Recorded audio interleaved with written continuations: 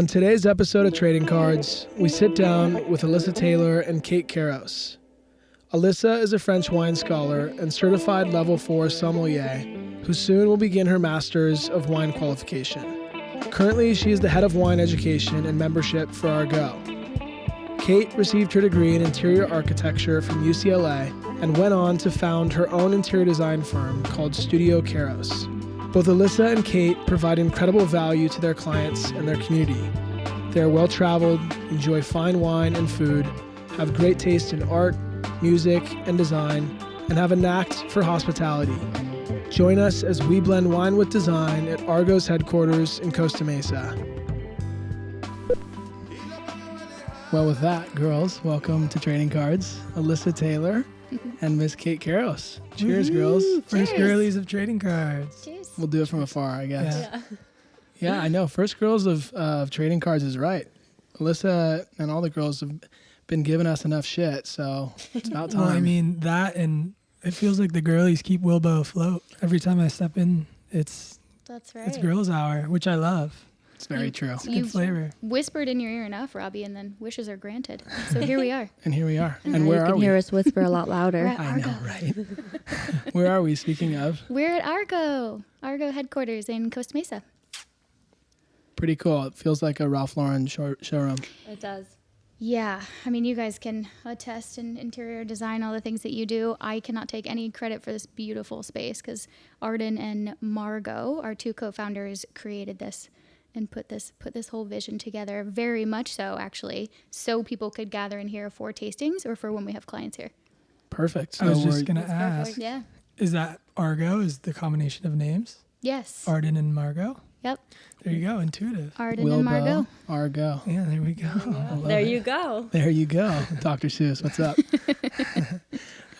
Kate, you can take that mic and shift it just a little up. If you go like, there you go. Yeah, you kind of have to twist it a little. Oh, yeah.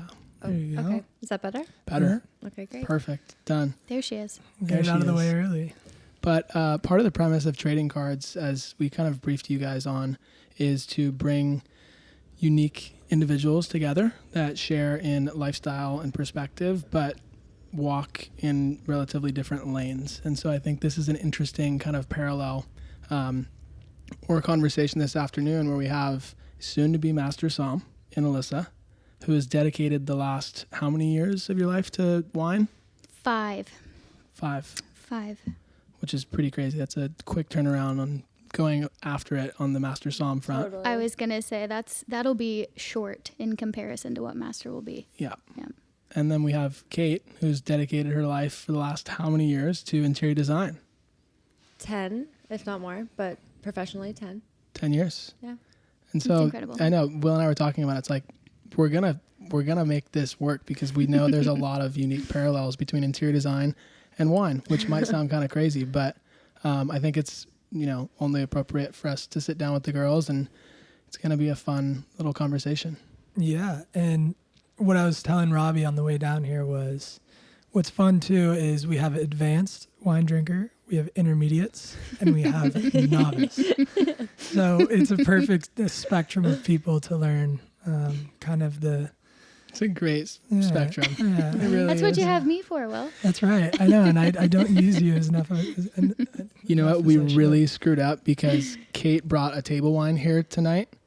We should have had Will just go to the market and blindly grab Pick one. out one randomly. Just like this one had a cool picture. Well, why don't we talk about what you would pick if you were to go to the I market? love that. What are you Okay. going to choose off That's of? fair. What are you using to pick it out? Okay, but you have to give him more shit than that. You have a nice date, taking her to the park for a nice picnic. I have one that's a go-to. I don't know which exact red it is. It usually But it's red. We got it's that. red. We got that far. It's Okay. red. I feel like that's What romantic. does the label look like? I know what it's called, and I know Okay. what the label looks like. It's decoy. Okay. How do I do? How'd I do? I Is think that that like middle of the road? They're not saying I think anything. it's which- I think that's a good safe bet. I think it's a great. I think safe that's a bet. great Is safe it? bet. Yeah.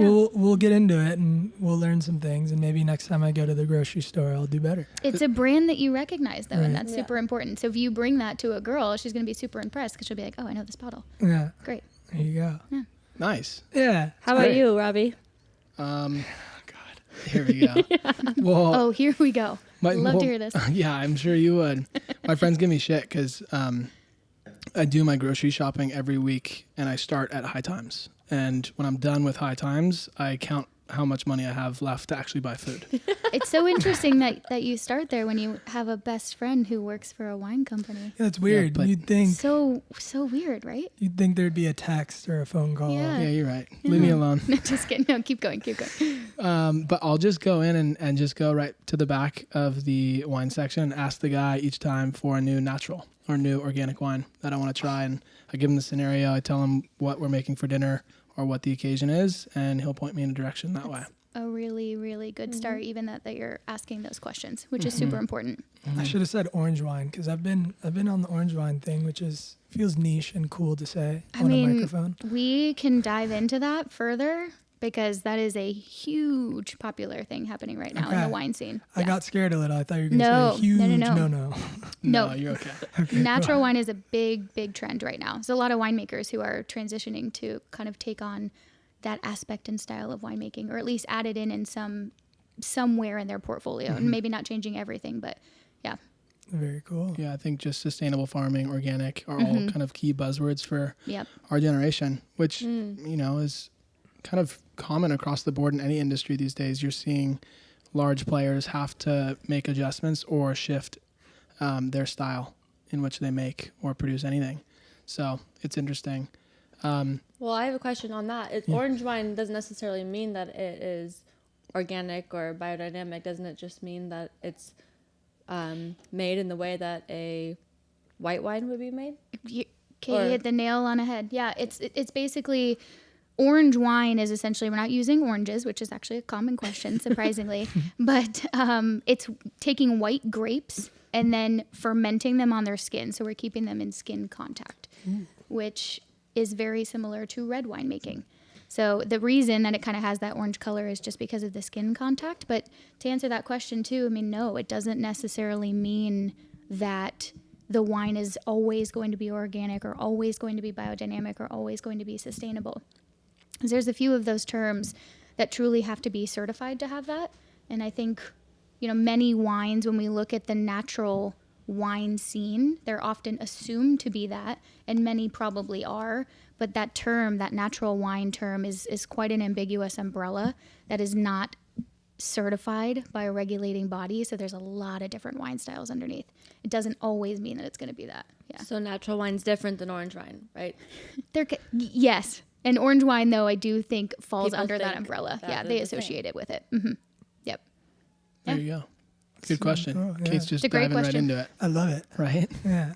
You might have to help Kate with her audio because her mic is kind of interesting. So, Is it? yeah, but it's all good. We'll get Kate dialed in. We'll share a mic. Yeah. I'll pass the mic. Fire the producers here. She can get over here. I know, right? Cozy up. We'll cuddle. Yeah, who's producing this It's thing? the cardboard box ottoman for me.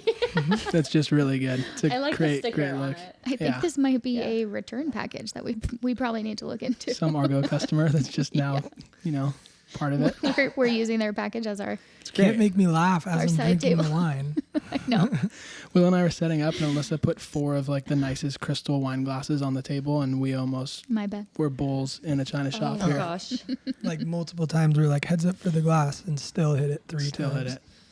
Well, look at you didn't break any. No. Yeah. So there we go. So there you Did go. something right. Let's dive into the history of wine in the West, and in particular California, because the history of wine globally is one of the richest and most dense subject matters that probably exists, with how it's evolved and taken form and really been a key factor in so many different cultural elements. Absolutely. So we're going to focus it on the West and California. Let's talk about how we got here as one of the key producers or regions for making wine. I love it. And you guys will probably be very interested in this, all being California native, Yep. which I am not. Oh yeah. But love to live here now. Florida has shit wine. That's rude, but very accurate. Good orange juice. Rude and also good orange very juice. accurate. Orange juice wine. Killer orange, Killer orange orange juice. wine, by Speaking the of way. orange wine, It's different orange wine. Should we try that? Might have to take that up. Medium pulp. No, California wine history is honestly quite fascinating. So I will say we sort of have to start in Southern California. And really, and I know you, Kate, frequents like Baja region. So when we look at bringing over grapes and the first grapes that were planted here, it dates back to the 1700s, and it was by the Spanish Franciscan missionaries. And so I kid you not, we also have to look at the religious standpoint, of course. They planted palm trees, and just as they would use palm fronds, right, for mass and for communion, they also planted grape varieties so they could have wine for communion and for mass. Wow. So super important back in the 1700s. And we have Father Junipero Serra. I probably did not do that accent any justice. Oh, I know good. exactly. But he planted the first... I know him. It was like a I know It's him. my I know uncle. him. He planted the first grape variety in 1880, and it's called the Mission grape. And you too, Robbie and Kate, have both tasted that grape, because when we did our wine tasting at Wilbo featuring the Baja wines, I did a few that featured the Mission grape. Really cool, because the history is so backdated. Yeah. So that was the first grape planted in Southern California, 1880, which is really neat. And then at the same time, if you guys, I'm a big history nerd. Everybody's going to quickly find out. That's good. At this same time in Southern California, gold rush was going on, okay, globally. So this was between 1840 to 1855, in between that time frame.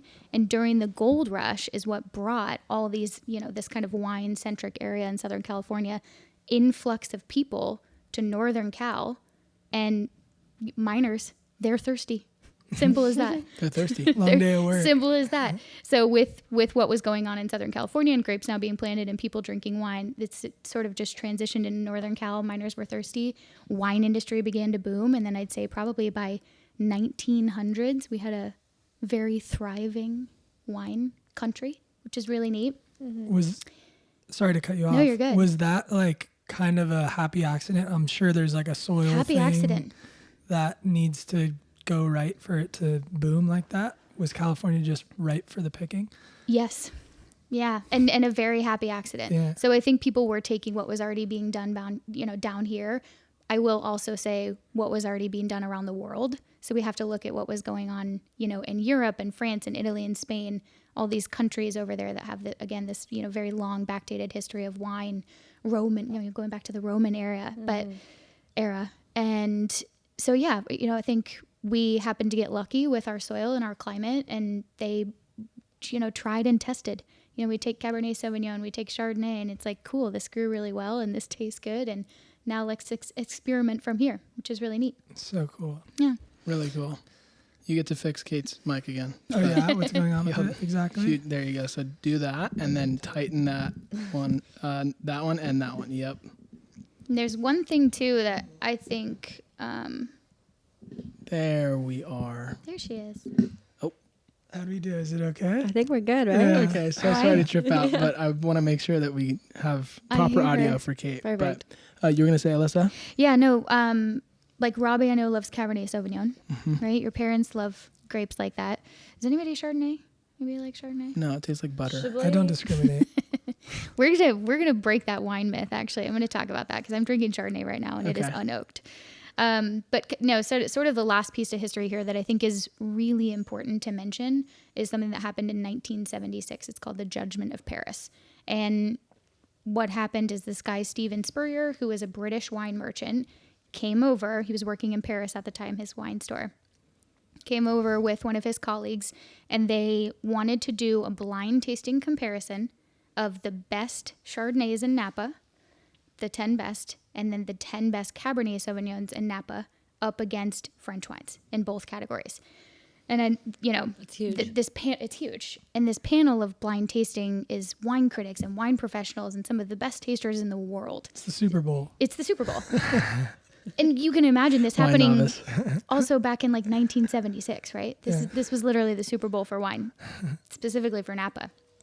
So this blind tasting goes down, and it, I love French culture, I love French history, I love French people, but they had this initial thought that they were like, oh, we're going to blow this out of the water, right? California is not even going to compare. Well, can we talk And- about the years of the grapes that we're comparing? Like the vines for the... Oh, back in the 70s? Well, yeah, because you're comparing 200-year-old grape vines Right. in California to Right. how old? in France? Age of the vine. Yeah, that's huge. You're right. So Kate's kind of referencing like the age of the actual vines planted, you know, in somewhere like France versus the age of our vines planted maybe in California is not going to be probably as long as somewhere over there. Yeah, that's a good point. I mean, and also very different styles of wine. I'm thinking of so many sports analogies. It's killing me. I'm refraining from saying that, but it's, Say one. well, I was gonna say it's like a bunch of rookies going up against some veteran vines. Pretty much. I mean, that's what they thought, right? Veteran vines. Lo and behold, though, astoundingly, again, blind tasting here, Napa, California won in both categories for Chardonnay and for Cabernet Sauvignon. And I kid you not, this probably wouldn't have been so significant in California wine history if there wasn't for one reporter, that's it, a single guy there who was a reporter for Time magazine that published this event, and it seriously put Napa back on the market. Wow, That's wild. Now Napa is like a booming wine region, all based on this tasting. It's incredible because they were struggling post prohibition. Wow. Yeah, Yeah, you had said that this was the defining moment for California big time. and for the Western region altogether, because they didn't even come up on the radar at all before then. Well, it's crazy to think because And if now they were- California is one of the leading wine producers. Oh yeah, across the world. Yeah. I mean, especially in somewhere like Napa, that's an infamous region around the world. Definitely. Well, as some brief history, what makes France such a hotspot for? Obviously, you know, there's amazing wine districts in France or areas. What makes France so special, and why were they the top dog? Few things. One, they're one of the originators, right? They're one of the originators of some of the most. Yeah, Will and I are like drunk history, like doing this, and it was like, so was he a rookie or was he a second-year vet? I'm looking at both of you and I'm like, what is Well, happening? he said top dog and then looked at me and went like this. it's about the extent of my vocabulary. But also, I'm sorry that I just watched Home Alone the other day. Literally, that move reminds me of Fuller when he does that. Robbie's so good at that move. So good.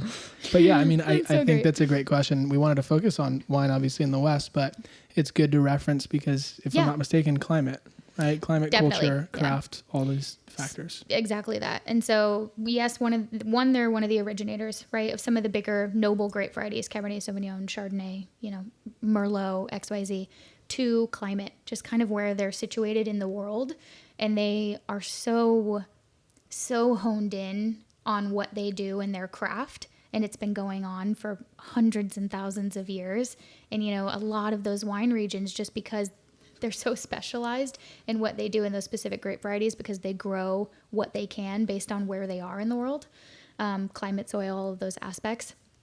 You know, that's sort of how Burgundy began, right? How Bordeaux began, how Rhone began, all based on what they're capable of doing. But it's very much just kind of traditional based, I'll say. There's just some of the originators.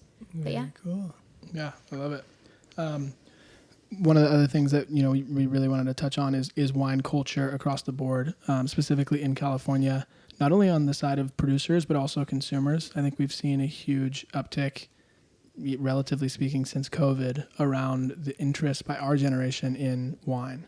So first and foremost, speak on what has made wine culture from the producer side of things so strong in California, and what do you attribute the kind of new and excited interest on our generation around things like natural wine, organics, all that stuff? Yeah, I think when I first moved to California, one of the things that I sort of noticed right off the bat, I mean, I certainly used to drink wine with my mom, right, in Florida, but it was pretty shit wine, you guys. It was, you know, it wasn't very good. I had no idea what I was doing. And I think I came out here and the culture in California reminded me so much of what we do in Europe, right? We've got wine at every meal. We have wine when we're sitting down with our friends. We have wine with kind of every, not just occasion, but just gathering, because it's such a beautiful way to create conversation and share around commonality. And it reminds me of when we go to Europe. It's very much kind of similar to how they base their food and wine culture, which is so important. And I don't think I've ever met, when I moved here, another group of individuals and friends that enjoys drinking wine as much as I do. I love that most about our crew too. Yeah. You know, I mean, Garrett is the same way. He'll pop open a nice bottle of wine and look around the room and say, nowhere I'd rather be. Nowhere I'd rather be. Yeah, totally. Yeah. It's such an amazing connective device, and it is truly one of the world's universal languages. Yeah. I mean, how do you guys feel that you came upon that culture? Do you think it was passed down from your parents? Do you think it's just based on sort of what you... I think it's based on lifestyle. Yeah, fair. To be honest, it's like, okay, so living in New York and living in West Hollywood, yes, I would have wine at a nice dinner or something like that, but I was also younger and maybe going out to bars more and not ordering a cab at the bar, right? And I think that it's kind of that lifestyle shift of like preparing more meals at home, hanging out with like more of a community, like you referenced at post-COVID, how that shift occurred. It's kind of like during that time, you're kind of at home more. You're cooking more meals and you're having only a select few people over at your house where you maybe previously were making cocktails and going out to the bars. Mm-hmm. Now you're at home and everyone's gathering around the table and bringing a couple nice bottles. And it's kind of more of a low-key lifestyle change too, I think. Yeah, I feel like the culture in California, like you're saying, is very similar to Europe where, well, not entirely, but what I love about Europe and where there's, maybe some commonalities is the importance of meal and gathering and, conversation. And it feels like that is the common denominator. Mm-hmm. Yeah. It's, obviously it's such a faster pace here in the States. Definitely. But, especially the departure from COVID, kind of that routine change of like, oh, it's okay to clock out at 5 and sit with family or friends or whoever it is and conversate, and usually over a nice bottle of wine or whether it's whiskey, whatever it is. But, that coupled with a lot of different lifestyle changes after COVID feel like, maybe what has inspired my demographic or, your guys' I guess our demographic. Mm-hmm. I'm a little younger, but like you're saying, I'm still going out to bars and I'm not going to get a cab at Barney's Beanery in West Hollywood. Shout out to Barney's Beanery, though. Love that place. Yeah, it's great. It has more history than California grapes, maybe. It Probably.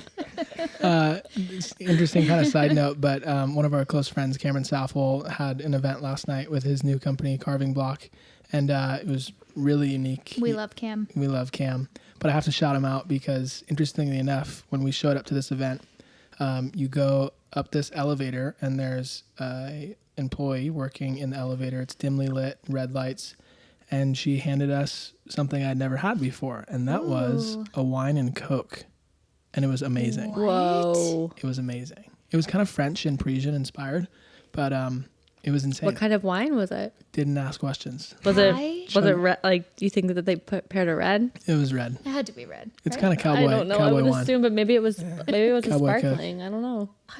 I But actually that was feel like interesting. I've heard of that, mixing it with soda, but I've never done it. It was incredible. I can't attest. It was It's like, incredible. what, desert water, but wine version? Yeah, What's it called? Cowboy Coke, maybe. Yeah. I think something like that. But that was interesting. So I think you guys all hit it on the head. Our generation really recognizing post-COVID that we can be more intentional around the moments and meals that we share collectively with family, with friends, new friends. We were just lucky enough to do a trip to Catalina where we fished. The fish was shit that we caught, obviously, bonita. But still, we were able to But we caught prepare. one. We caught some. We caught a couple. We got one. 4, I think. Yeah. I got one. We were able to prepare a meal around a barbecue pit with friends, great music, and enjoy those moments together. And it felt very European. It felt very French, if you will. And those are the moments that I think our generation has continued to seek and go after. And wine plays a pivotal role in that. And I think different than just being consistent with a beer or a whiskey or a hard liquor, margarita, there are variations. But the interesting thing about wine is that each bottle, each varietal or variety shares a different story. I was just going to say that. And I think that that's something we've also resonated with. Yeah. Because they're connective points for the moments that we share.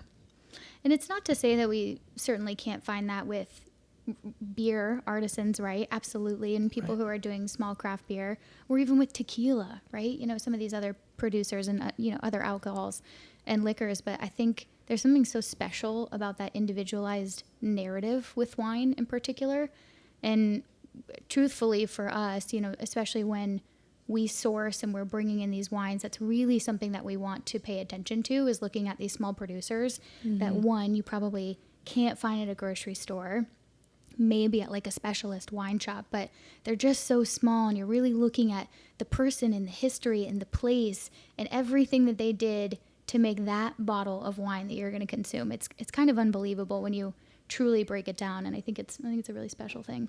I agree. And I want to distill that even further, because you've been able to attend several harvests. And so I think another important point to hit on, especially in California, is the seasons. When do producers plant grapes? When do they harvest grapes? And what does that cycle look like on an annual basis to get a wine?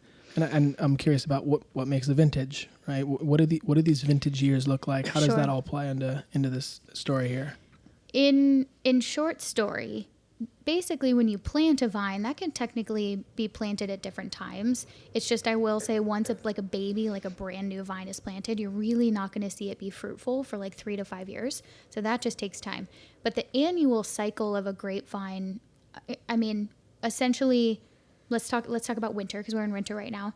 So winter season in California, the vines are going to be dormant. They basically shut down. They're like, we're sleeping, we're taking a break, nothing's being produced. Goodbye, don't talk to me. All the leaves fall off, they're asleep. And then spring comes. It's true. They're asleep. Will's like off season for the boys. Baseball. Okay, please continue. Please throw in baseball analogies. I don't know if I should. I would love that. I think I ran out. And then spring, essentially, it's just as with flowers blooming, right? Buds will begin to burst kind of in like March, April. So they're slowly waking up. It's very much a slow progression. And then towards the end of spring, we'll actually start getting kind of bud growth and maybe even some sort of flower growth. The very beginning stages. Where the grapevines really thrive is in summer. That's kind of like the period that most people sort of think of and see, right, as the berries start to develop and then they're beginning to ripen. They're turning from green to purple if they're red grapes. And so veraison, that's color, ripening, heat, sunshine, all the beautiful things that happen in summer. And then towards the end of summer, once we've got those full bunches and full berries, when they're at their maximum ripeness, which also oftentimes is really just determined by the winemaker, what they're looking for. They'll taste it. I've tasted many of them. You can also tell by the color of the seed. But once ripeness is done, then we harvest. So kind of harvest season can begin anywhere, depending on your climate, from like August to November. But I would say by the end of November, your vines are like, okay, we're done. Yeah. We're done. We've worked all year. Like we're really, you gotta take these grapes off because we're trying to go to sleep. Yeah. So that's sort of the cycle. That's wild. And allows us to drink this. Yeah, this is great. And I've almost finished mine. I know. Can we speak on what we're drinking right now? Yeah. Kate, do you want to talk about I want to dive into the ABC? Yeah. Well, and I'll pour it for us. No, you're so fun, Kate. It's only appropriate for you to keep having mic troubles over there. Let me grab it. Do you want to start off with this one and not the other one? Yeah, I feel like we'll save the other one. Okay.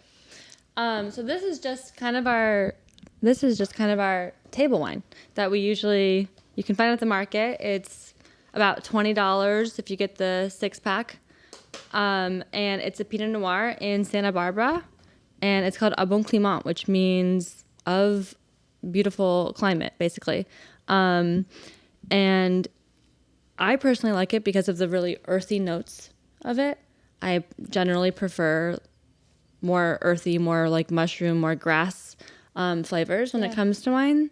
But I do find that it has a lot of that kind of fruity flavors, like the dark red fruits that a lot of people look for as well. Oh, sorry.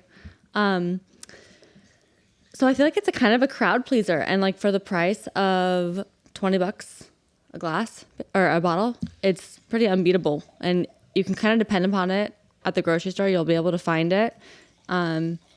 Haven't met anybody that doesn't like it, to be honest. Well, there hasn't been a single dinner that I've been to where we haven't had that with I you know. guys. It's always, we always have like at least a couple of these in the back stock. Like we might start off with like a bigger wine. Yeah.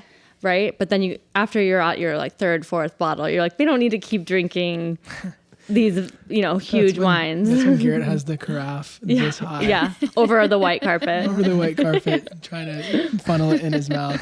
I was gonna say, I feel like this wine specifically, you and G love this. We have a ton of other friends that love that wine. It's always. I feel like at it's a our crowd hangouts. pleaser. Yeah, it is. It's great. It It's is. so easy drinking. And to reference too, I believe this is the 100% Pinot Noir, right? Yeah. Okay, beginner speaking. Here now we that go. I have a fresh glass, I Yeah. obviously know that you spin it around. Is that aerating it? What does that do? Aerating. Aerating, and then you give it a sniff. Yeah, but talk about the nose on a wine and what he should be looking for. I mean, Aerate for 50 points over there. Aerate, aerate for 50 points. Honestly, aerate the greens. Unless we're properly blind tasting, obviously, I think anytime somebody drinks wine, you should have all of these experiences. But as you're smelling, what's going to be really important is exactly what Will was just saying, is some sort of aeration. A lot of people use aerators. Have you guys seen those? I think you're like, Yes. Susie Mack has some. Yeah. Aerators. And they're super popular. That's just the quickest way to oxygenate a wine. You can also decant it, but all I do is swirl. So, give it a few good swirls. You're just funneling in oxygen to kind of help release the aromas and the structure. But Oh yeah, from the base. I've yeah, seen people do table- that too. It looks table- cooler. Or I even just hold the bottom of my glass too and swirl, Nice. Yeah. I'll work on it. in case you want to be steady. But if you want to properly smell and just showcase, just tough- give it a few swirls. Tough choice of white pants on the wine day. Okay, so On a white chair, I too. like that. Good choice. We have a few things though on that note, pun intended. There is color Yep. that you can see when you tilt your glass down like Definitely. this. Pinot obviously being lighter in color, but there are variations Very good, of the Robbie. color, right? That Yeah. happen with a Pinot depending on how rich they are, and then also the nose, and then ultimately the taste. Is there anything I'm missing? No, and really for red wines, I think what's important when you look at color, that's just going to be a good indication of what you're sipping. So if you were to give this a tilt and kind of look down into the bowl, yes, Pinot Noir is a thin-skinned grape. It doesn't macerate for as long or leave it on the skins for something like Cabernet Sauvignon, opposite spectrum. So it's going to be much lighter in color. It also doesn't see as much heat and sunshine. So kind of heat influence sunshine, how long the grapes hang on the vine will also darken the berry, which is kind of important. And Pinot Noir is one of those finicky, beautiful, stubborn, delicate red grapes that is highly susceptible to rot. It needs a really cool climate. So it just doesn't like a lot of heat and sunshine. It needs kind of just enough, but that's sort of why it produces that beautiful light color. There's other grapes that I know Kate loves, Nebbiolo, Sangiovese, that are also thin-skinned that kind of do the same thing. Speaking of Nebbiolo, I got some intel on the drive over, and Trent Friedman said you were crushing breakfast Nebbiolos all morning. He goes, is Alyssa going to be sauced with some Brekkie Nebbies? So She's immune. Nebbies, nice. I had so many people comment on that video, and I was like, you guys, I'm not actually consuming at 10 a.m. Quick som tip, anytime I do most of my tastings, I don't really consume. I usually spit. Or if I'm consuming, you kind of fake it. You can almost like pretend like you're taking a sip and then not. Like, let it the- touch your lips, that's the but secret don't behind the actually. curtain? Yeah. Wow. Yeah. Exposed. Have you seen the TikToks Exposed. of the professional wine tasters, like at competitions? Mm-mm. Okay, I'm going to show I'm you. not on that version of TikTok yet. But after today, who Yeah, knows? Who knows? Rob Mack, want to say one other thing about the Au Bon Clement.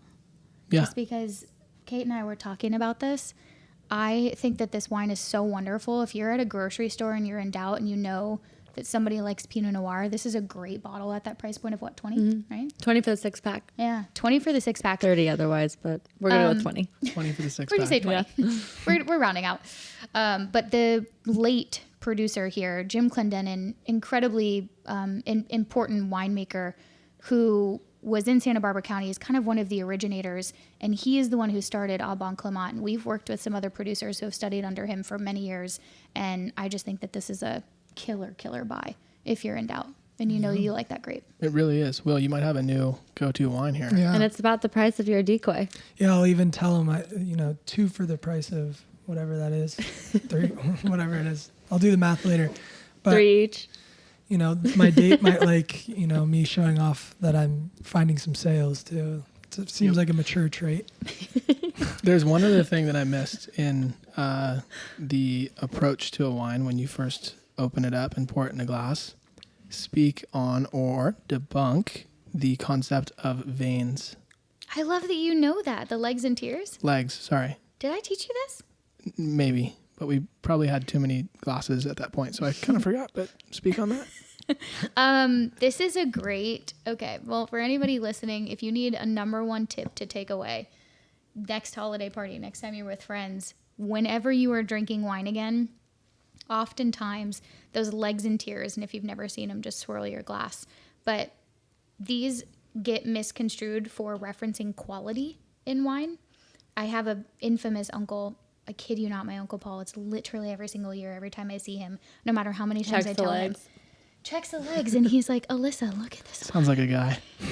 Yeah. Look at these legs. It's going to be so good. And I'm like, Uncle Paul, I mean, it is a good wine, but but they don't reference the quality at all. It's really just referencing alcohol.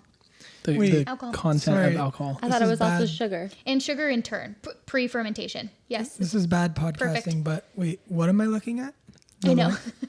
It's like, so I So swirl it.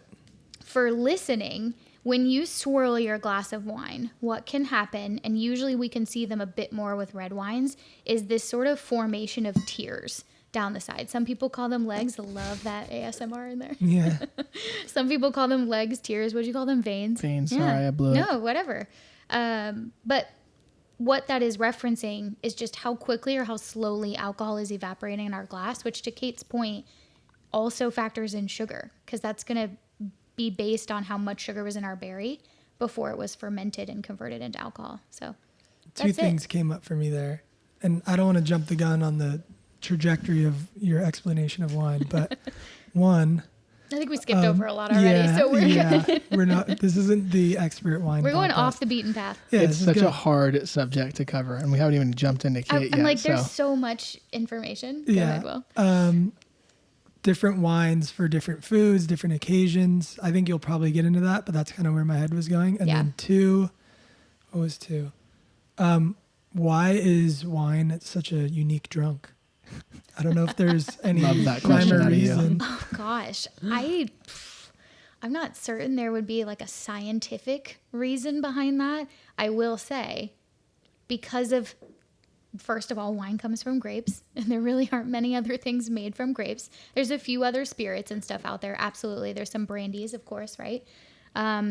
I think that's very specific. So when we look at just the grapes and kind of like the anatomy of the grape, especially with something like red wine, you have to factor in antioxidants and resveratrol and sort of all these lovely compounds that you're just not going to find in other types of liquors or even in beer. So maybe that's It sort of seems playing into like- it because it makes you feel so good inside Yeah.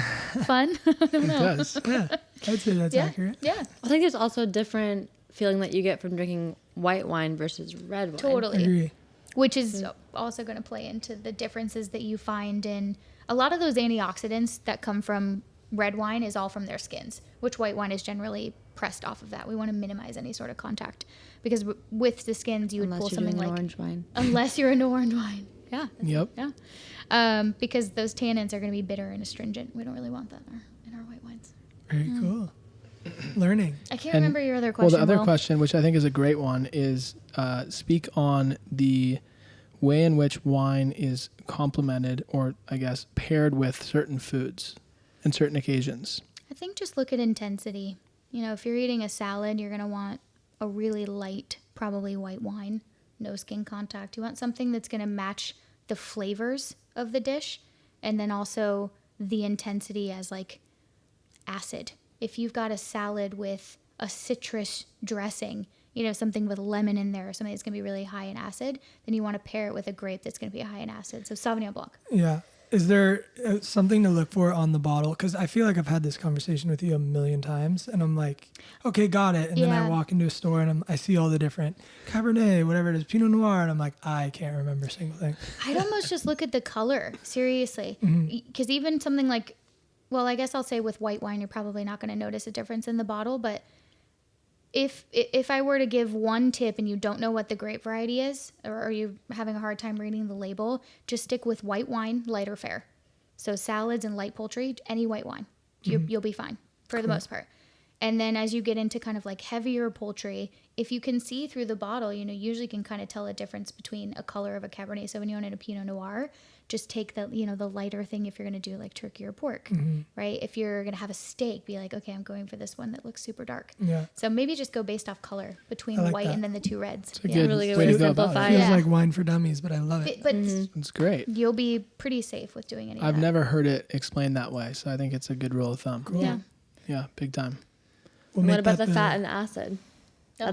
That's always the part that I get. Acid is really important, but that's so hard, I think, for just like general consumers, unless you're really big into cooking, right? And to know that acidity structures of white wines v red wines. I will say another good tip, though, to that point is just know that white wines and lighter reds will generally have more acid than a dark, really bold, full-bodied red.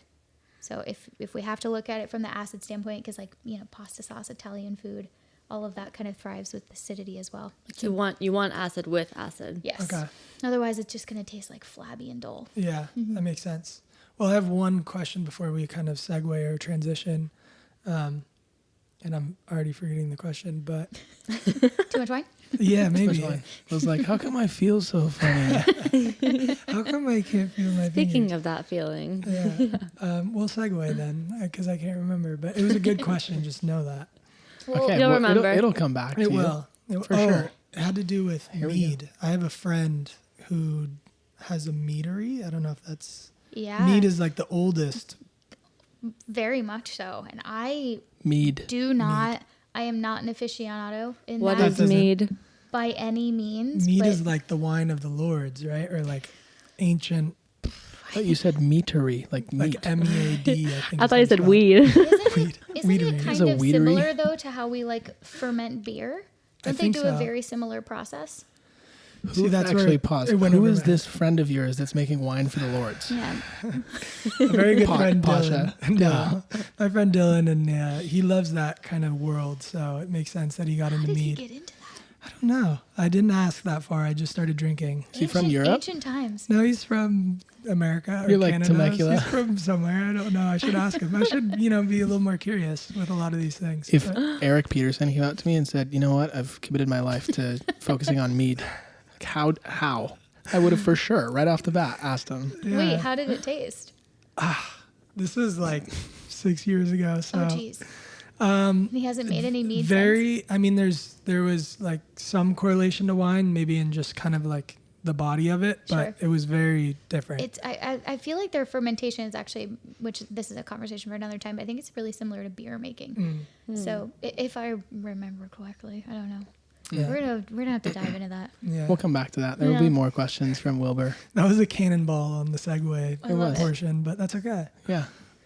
Well, with that segueing just a bit, we've talked about this, Alyssa, and Argo does such an incredible job at curating and sourcing some of the world's finest wines to provide immense value to their customer base or their consumers and clients.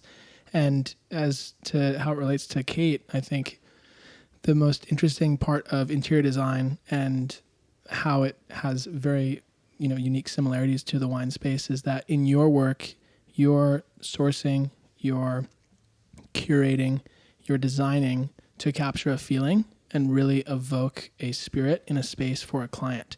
And it's what we see at restaurants these days. It's what It's we art. see at wineries, Yeah. right? It's art, Both forms of art. both forms of art. And so I was going to ask Kate, in your work and your career now for the last 10 years, what has that looked like for you to really capture a spirit and really curate and source amazing materials from all around the world to really evoke this warm environment for your clients?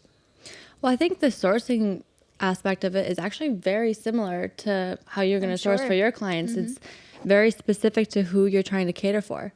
So if your client likes heavy Barolos and Nebbiolos, you're not going to give them a Pinot Noir from Santa Barbara, and it's the same thing. Curation at its finest. Yeah, it's the same. It's curation. It really depends on what the client is looking for, and I think there's a big step with what I do and what Alyssa does as well, with getting to know the client, getting to know what they like, what they don't like. And, we send out a questionnaire and we have all these meetings in advance of ever even starting to work with somebody to try to figure out if we're a good fit, and also to understand who they are, what they're looking for, because that's what leads the whole project, FYI, and I didn't even I was state gonna this, say, but yeah. go ahead, because I know we have the same thought. Well, yeah, Kate did Wilbo. And so if you've ever walked into Wilbo, and if you've ever been like, can I live here? You can now just go to Kate and make your own Wilbo. I feel like I do live Exactly. there. Yeah. Right?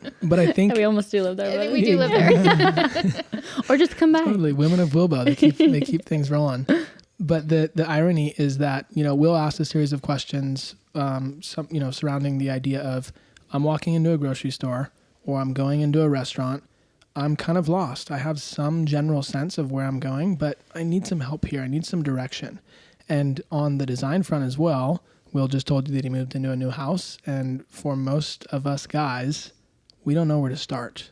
And Right. there are some places that you can start, no different than wine, right? Alyssa just Sure. gave us a key tip on look at color, match color to the color of your meal, and you're in a good place already.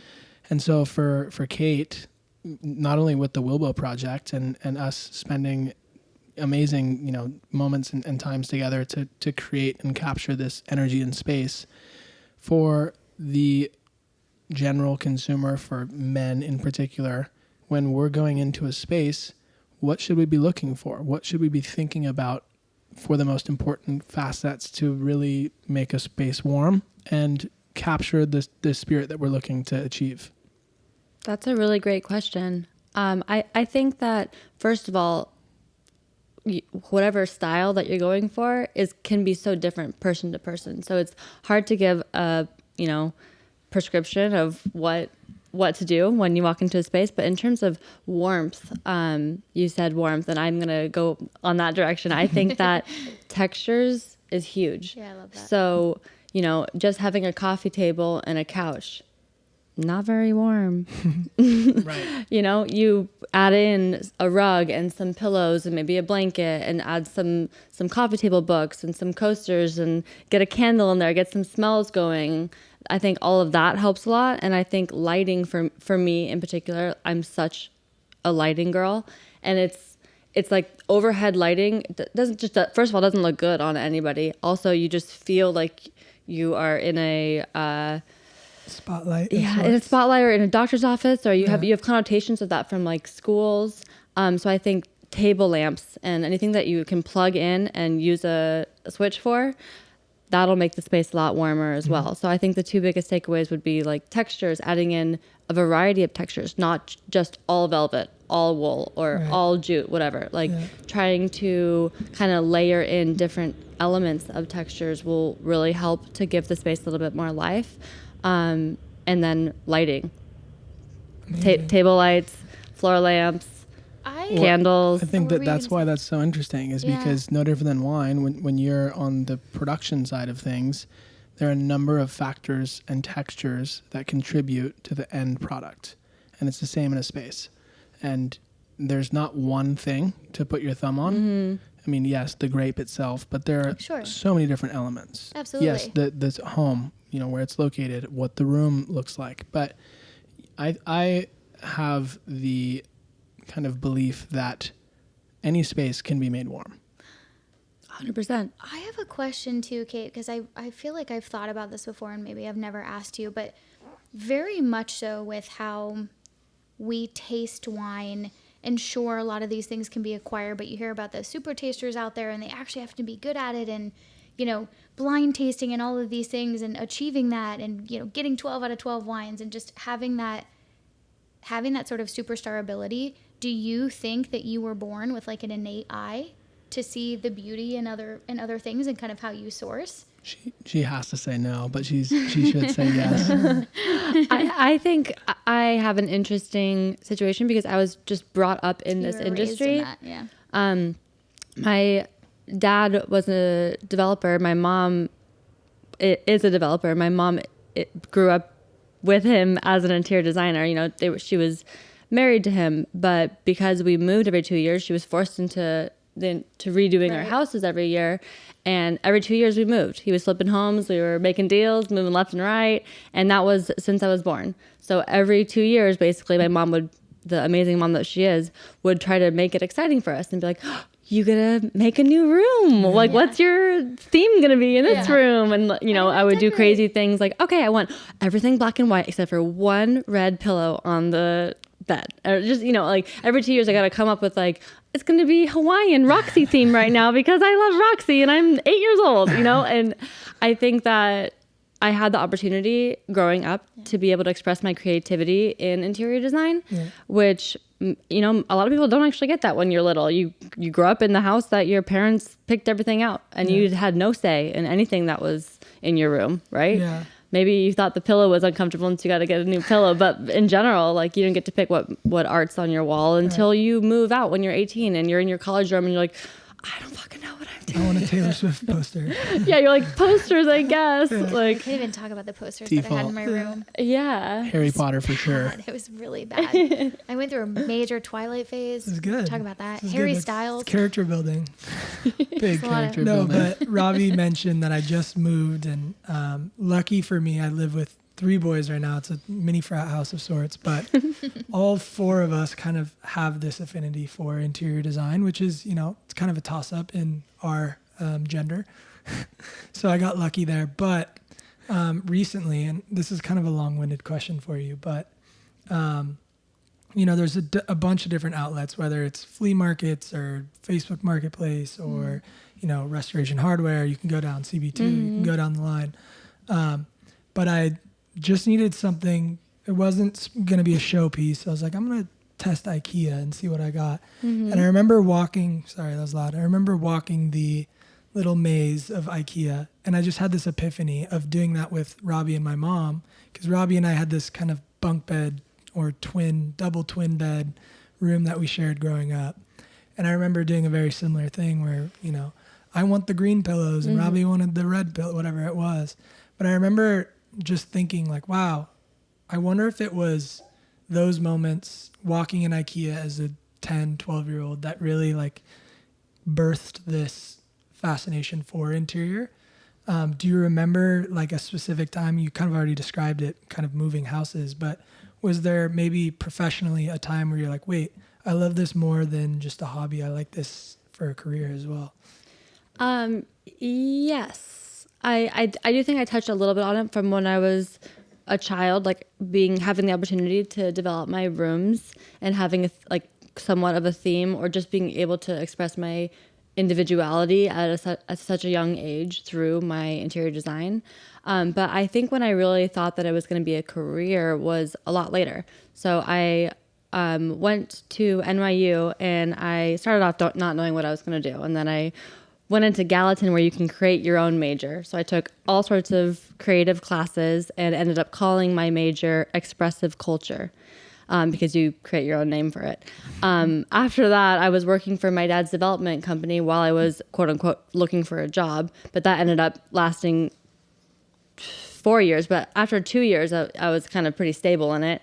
And when I was involved in the development side, I was doing mostly paperwork and change orders, insurances, spreadsheets, invoices, things that were not exciting to me as a creative. And I had to work with interior designers, and I was in charge of basically approving or giving them feedback on what they were doing. And everyone that I worked with was like, "You're kind of good at this. Like, why are you hiring us? Like, you're kind of doing our job." Right. And I was like, "Dad, I actually am doing this more." And I have, at the end, I have to like figure out the spreadsheets last minute because it's like my job, but I'm more excited about this and passionate. So I went back to school, to to pursue interior architecture and got my degree at UCLA after that. So I kind of did double school. Yeah, go Bruins. Go Bruins. But it was, I guess, 2 years into working in development that I realized, let's take a turn here and kind of pursue this a little bit more. Well, you might open a can of worms for me because I have, that's kind of my side. If I were to drop everything, that's probably where I would gravitate towards. I love it so much. Cool. But I'm very curious, like what, interior school is like. Obviously it's very architectural, very, kind of spatial, figuring out that whole deal. But like, say you were to approach, and you did, say you approached Wilbo and it's a blank slate. You obviously have kind of, okay, there's going to be a center kiosk kind of bar area here. What's that process like for you? You walk in, you see the space for the first time.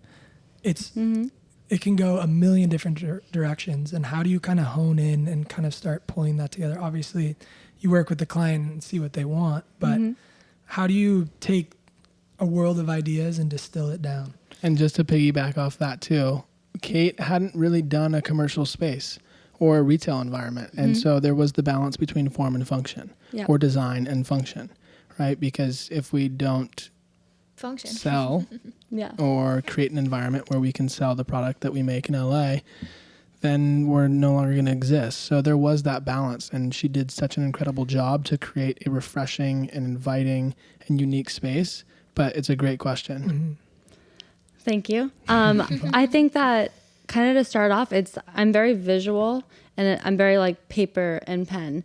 And so kind of starting off, like we of course take the measurements of everything and figure out what space we're looking for, but kind of drafting out like a space plan. So you're like, okay, you're going to walk in here. What do you want to see first? Like you do a big circle and you go retail, and then you'd be like, okay, so where's the bar going to go? This makes sense for the bar. Here's where the dressing room should be. Here's where you can hang out. And you kind of do a bunch of them. I do like 20 of them and just kind of space plan a bunch of different circles to figure out how the flow of the space is going to work the best. And you kind of, as you keep going, develop smaller circles and more specific circles. And now we're going to have like the library niche nook in the back for more of a like secluded zone in the back of Wilbo, and that idea didn't necessarily come from the beginning. It's like coming through and developing all these different space plans, and then trying to figure out how much space you need for each of those areas. So like for Wilbo example, we're heavy on retail. We need to have a big retail space. So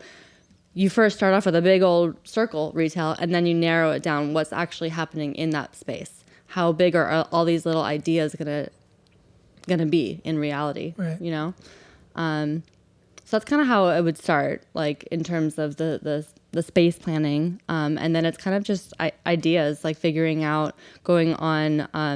I use Pinterest a bunch, or we go in magazines, blogs, and get some inspiration from what other people have done, and also. As I said before, our main source of inspiration is from our clients and what they're looking for. And we had so many conversations with your family, kind of understanding what the goals were of the base camp, like who the brand is, who our clientele is, like what the vision is for the future.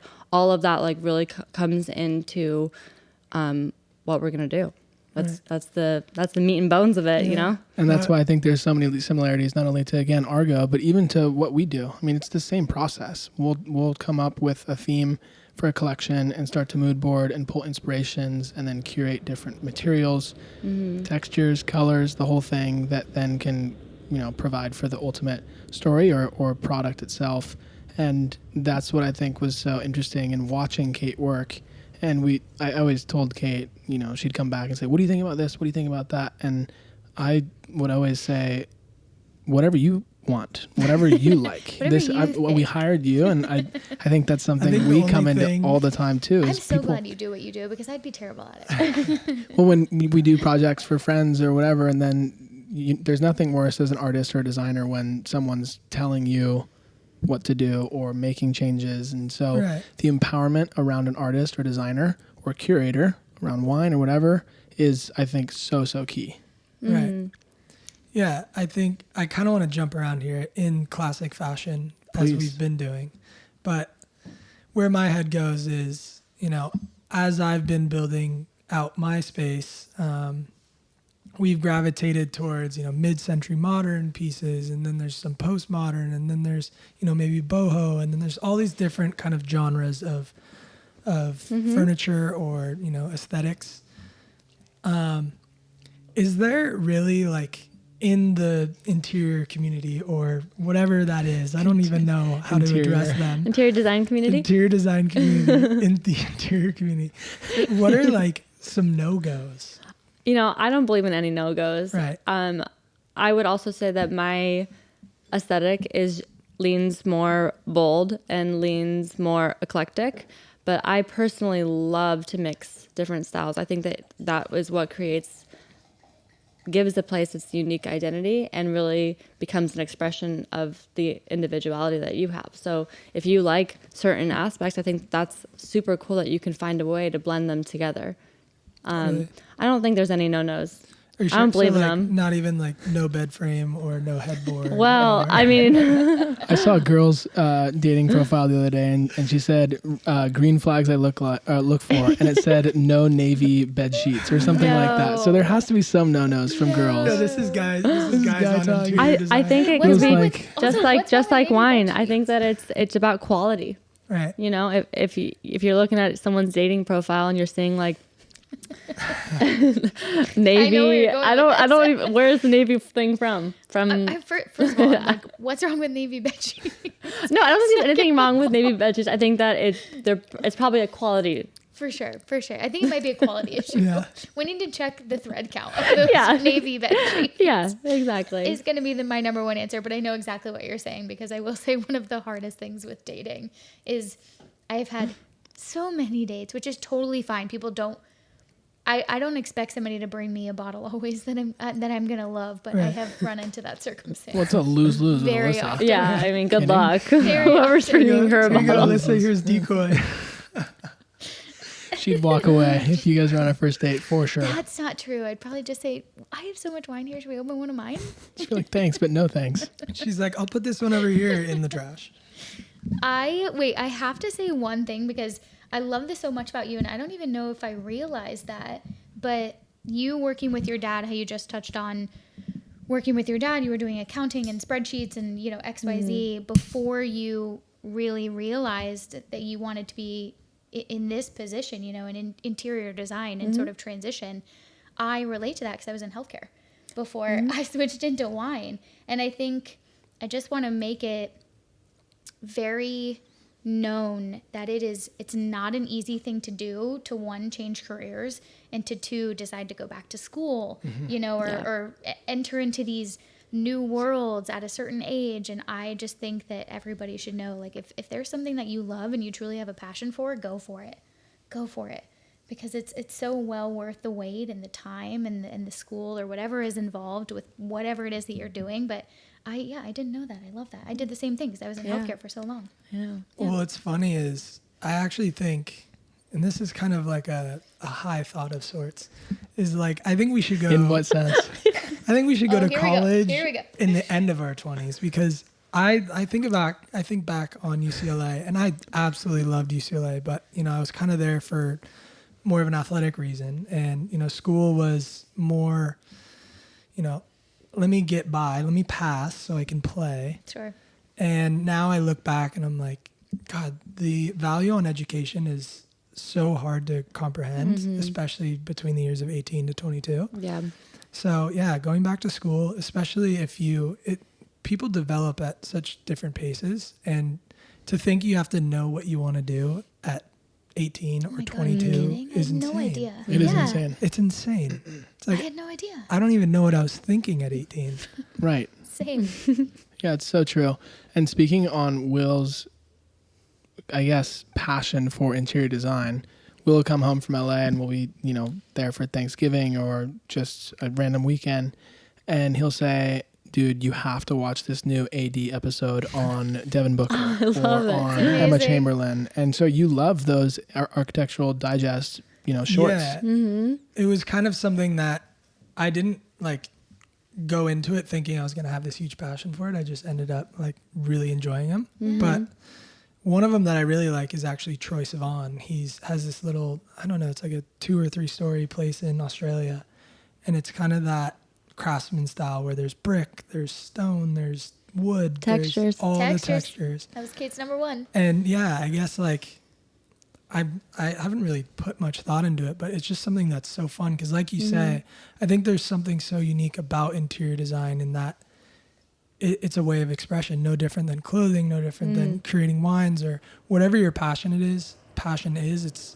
It's your ability to express yourself uniquely. And I think especially as a space, no different than fashion, you know, you look at someone and, you know, innately or not, you kind of pull information from that. You're like, okay, I kind of, whether it's, you know, judgment or what, it's just a natural thing. You kind of pull that kind of thing. And so no different to interior, you walk into a space and you're like, you can kind of pull things. Yeah, you kind of learn about someone. I mean, I totally, that's where I'm passionate about interior design comes from, is the expression of individuality that you can achieve through interior design.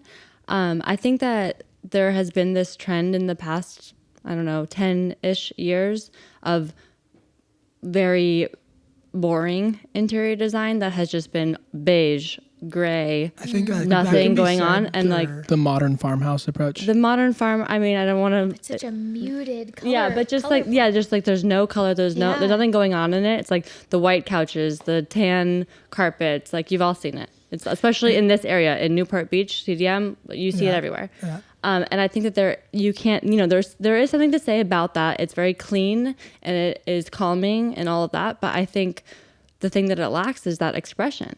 And I actually feel right now that we are in a pivotal point of interior design where we're finally switching into a little bit more intricacies, a little bit more development. You know, it's turning less beige and a little bit more bolder color, at least more autumn hues. Like there's a little bit more going on, I feel like. And it gives people more of the ability to be able to express themselves because the tables have turned. Yeah. Right. I feel like that can be said for a lot of design or a lot of spaces. Like I always see this graphic that's totally true. kind of pull up of like all the designer brands, whether it's Saint Laurent or Gucci and all those amazing brands. They had these incredibly unique and elegant so intricate logos. Yeah. And then, fast forward. Then we just made them all simple. And they're all just sans serif. It's kind of can be said for a lot of design. Yeah. And now it's funny. I'm looking on Facebook Marketplace. I'm looking on all these, different, OfferUp, all these places, and all these pieces that at one time I'm like, that's an eyesore. Now I'm like kind of seeing it in a new light. And I think like you're saying, it's kind of this pivotal point in design that's, emphasizing kind of that unique expression. Yeah. Bringing it back to wine, it's kind of like the trend in, biodynamic wines and orange wines. Like people are more interested in more funky flavors. We're experimenting more. More. Yep. Especially outside of Europe, anywhere in kind of like the new world. So just outside of Europe. Yeah. I mean, it's great because our wine law is a little bit more flexible here. And so winemakers are experimenting. They're trying new styles. They're trying new things, kind of seeing what fits their personality, what fits their clientele. And it's a beautiful thing.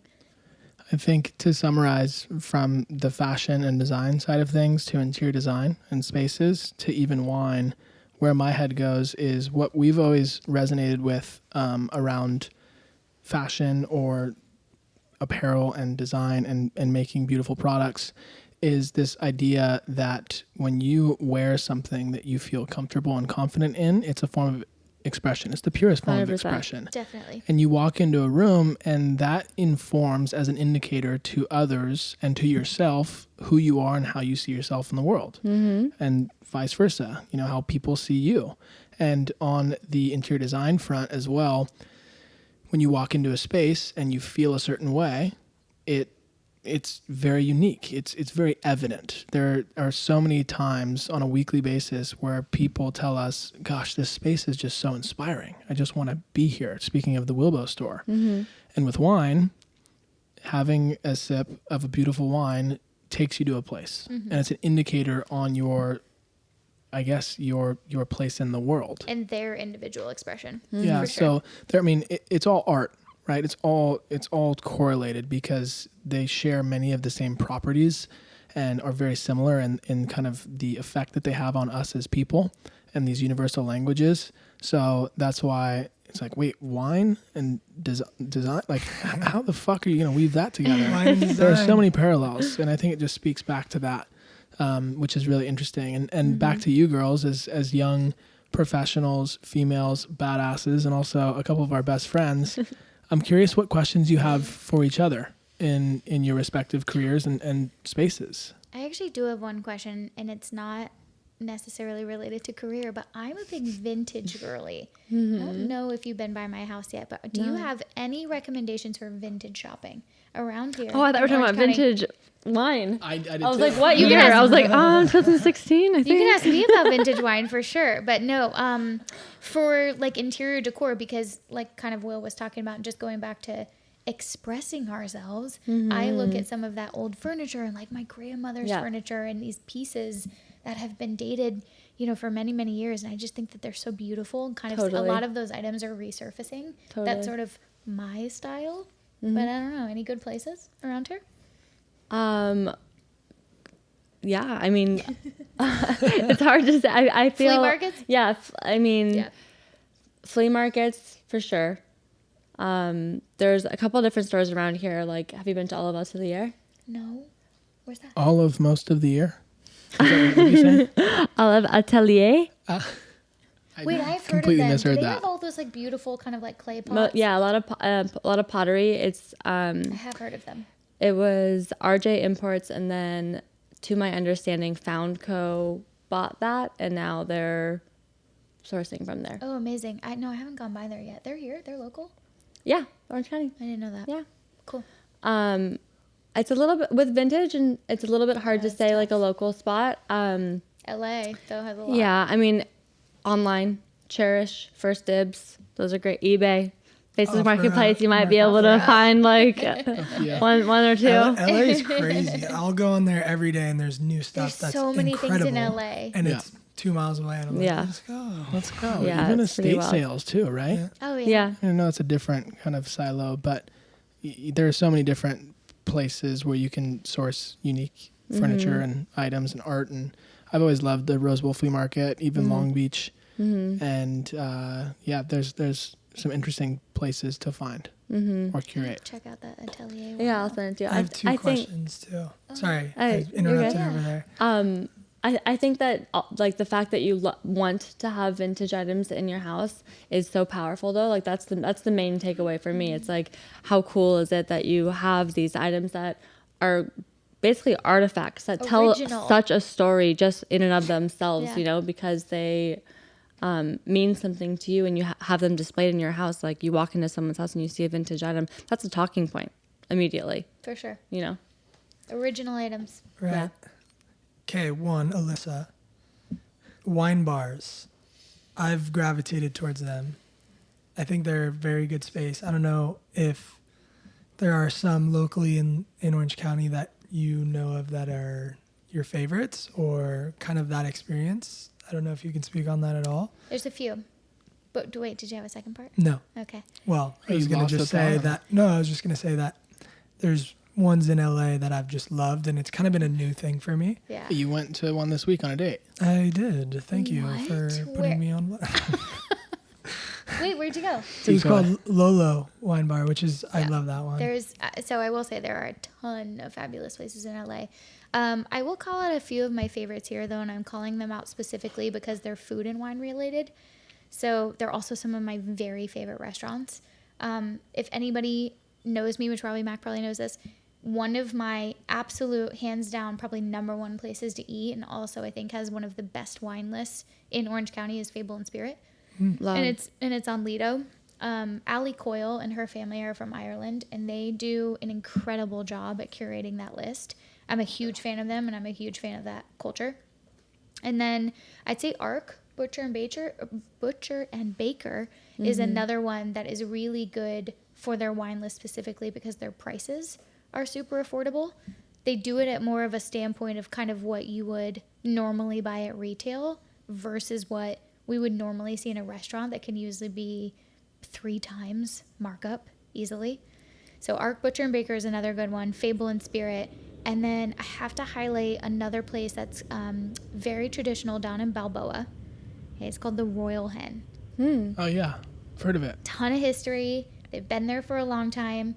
Wonderful, wonderful people that run it. And they are just another really good kind of hidden gem that has a killer food menu and also a really good wine list to match. So those would be my 3 top. But if I were to say a bar, a restaurant. And we were there the other night Which after the pop-up. I know. And you knew the wine buyer, and he came out and gave us a great wine. And They might be my 4th, too. A restaurant's another classic. it is. It's So classic. traditional to this area. Will's Yeah. third question's like, Have you been to Semi-Tropic? I'm sorry. Have you been to Semi-Tropic? I live. Wait. no, it's in Costa Mesa. I don't think you Costa have it. Mesa, Costa Mesa. We had this conversation. I was having this conversation with someone. There's a semi-tropic down my street in Silver Lake. Is there? And it's a bar. It's not a wine. Oh, wow. Yeah. Semi-tropic is great here. They're just a little bit more in the natural wine scene. So I think just well-rounded, those would be like my top 4 selections. Will's third question's like, do you know of any good mead bars? I'm going to need to send you back to like Viking time for Yeah, For sure. that's what's funny is my friend Dylan. That's like what he loves. He loves like Yeah. he loves kind of that medieval times era dragons. Is he a Peaky Blinders guy too? Is I it think Dylan? he's Is it Dylan Sprouse? It is, and Yeah. it's I think it was originally World of Warcraft, or at least that's what I see when he plays. And then probably. like, what's that game? Dungeons and Dragons. Yeah. He just loves that whole world, which I love. By the way, It's great. Something that's my favorite quality in people is shamelessly loving something. Yeah, passion. Like is- not that that's Absolutely. not cool to like, but like traditionally, like maybe something like that's a little geeky, but he loves it so much, and I'm like, you know what? Me too, because it's Go awesome all that you love in. that. Yeah. That's so cool. Yeah. I agree. Well, my other question, which is kind of similar but very different at the same time, is there like a space that you walk into that inspires you? Like, I'm not sure how to word that properly, but like, for example, when I traveled and I would go into, whether it's, museums or whatever it is, just really unique spaces, is there maybe in our area, are there places that you love to kind of walk in that maybe change and you pull inspiration from, kind of in the same vein as like she loves these wine places? Is there interior inspirations locally that you love going to? Interior culture. Interior culture. Thanks, Alyssa. I think I pull most of my inspiration for interior design from traveling also. As I said, I love the eclectic and vintage aesthetic, and you find a little bit more of that more when you're walking around the streets of Barolo. Totally. Yeah, completely. Italy's got a great scene for that. Oh yeah. I mean, we end up going to Mexico a whole lot. I've heard the Mexico City is insane. Architecture. Yes, I interior. was just gonna say Mexico City. I get a lot of inspiration from. There's actually a great wine bar called Hugo over there I've that heard of Hugo. Margot told me to go Yes, to. because she just went there. Yes. Yes. Oh my gosh, I've heard of Hugo. I need to get down Yeah. there though. I haven't been down there yet. Oh, it's awesome. I know. I would say, yeah, traveling is where I find most of my inspiration. Traveling in person, going there, and also traveling through the internet and just Surfing the finding, web. surfing the web. Hotels are a huge inspiration for me. Boutique hotels in particular, like just going down that rabbit hole of boutique hotels. I could do that all day. I could do that. I could do that just for the rest of my life. Honestly, that's huge. On that note, too, I have to just shamelessly compliment you. I think Kate is one of those few key tastemakers in my life when it comes to not only how you dress, to how you carry yourself, your approach to friends and people, which I think includes taste, to your music choice, the way you consume food and true. beverage, This is all to true. the way you make food. I just look to you as being such a tastemaker when it comes to that. And I do think the global influence plays a big factor. And Will, you haven't been yet, but one of my favorite destinations for an escape and refresh and really kind of re-inspiring opportunity or moment was a recommendation that came from Kate, and that was Sparrow's Lodge and then Bar Cecil in the desert. And when I need So a good. moment or 2 days to reset myself, that's a quick fix. Boutique hotel, very specialty, warm an insanely inspiring space. And then Bar Cecil, which is just insane. So if you're looking to find the next cool new boutique hotel, wine bar, restaurant, Kate's your girl. So I just had to shout you out there. Oh, thank you, Robbie. Yeah, I would arguably say that all of our friends feel that way about Kate. for sure. 100%. Yeah. For sure. That's amazing. What's Kate's favorite space in a home to design? Ooh, I And why? love that question. That is a great question.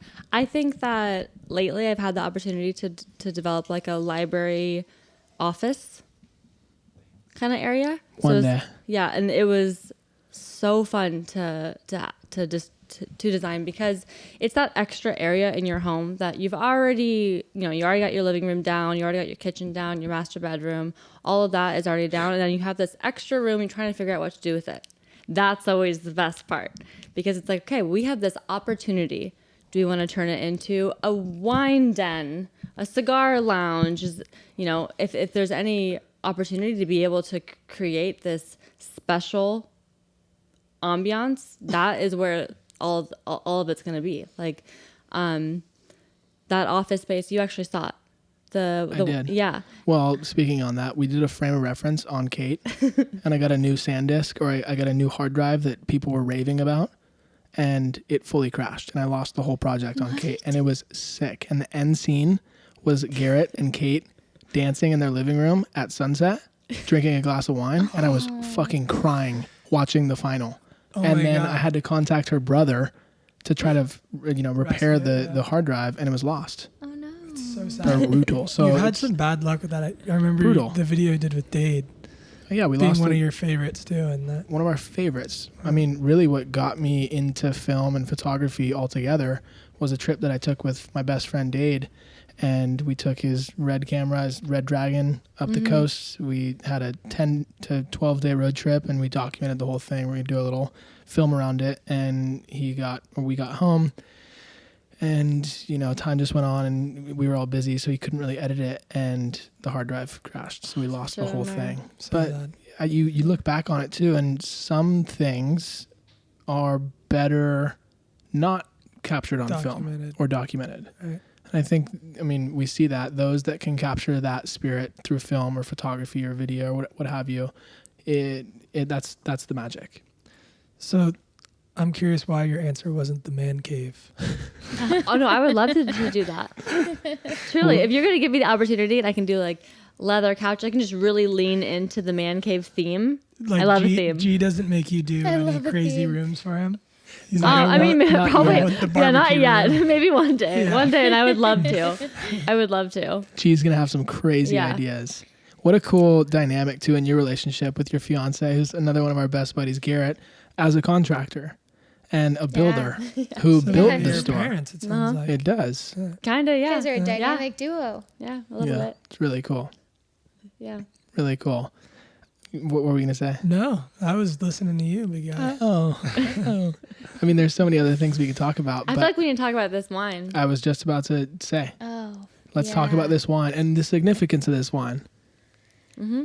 This is significant in the sense that this is arguably the producer.